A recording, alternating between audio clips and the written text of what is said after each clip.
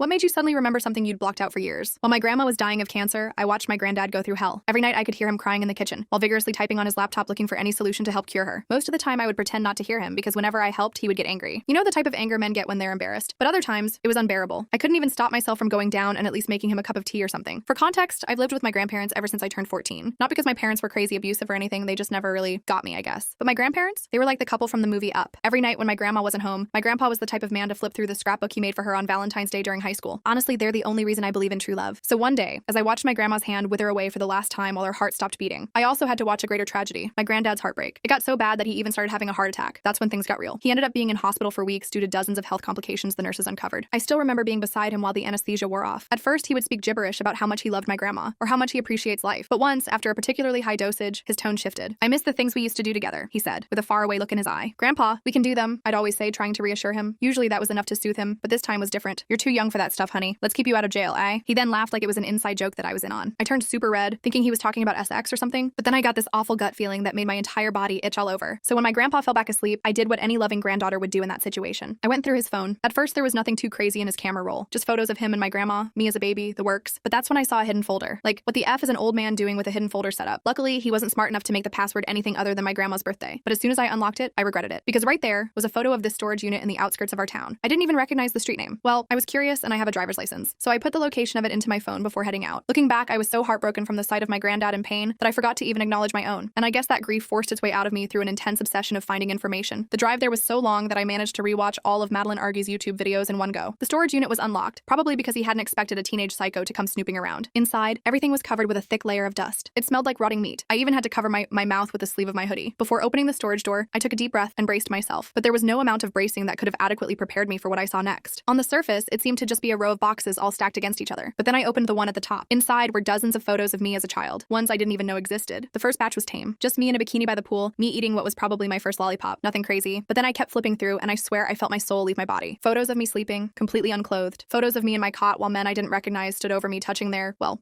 bile rose in my throat. My breathing was so shallow, I swear it felt like I had just run a marathon or something. I don't even know why I kept looking, but I did. And by the time I had gotten to the third box, I was looking at photos of me crying and locked in a dark room. And not just a basement or anything, no. The walls were lined with toys. By this point, tears were streaming down my face and I was rocking back and forth on the floor. All the photos were all taken from before I had turned 3, which I guess explained why I didn't remember any of it. But I always thought I had a normal childhood. My family practically prided themselves on being the white picket fence dream. I tried to convince myself it wasn't me, that this unit didn't belong to my granddad. But that was practically impossible because on the back of all the photographs was my name alongside dates and my age, all of which lined up. As I sat down and stared at the ceiling, I thought about it. All the creepy jokes my dad made, all the money we had that couldn't have come from my parents' jobs, why I don't have any memory of life before turning 10. The rest of the full story is on my channel and linked below.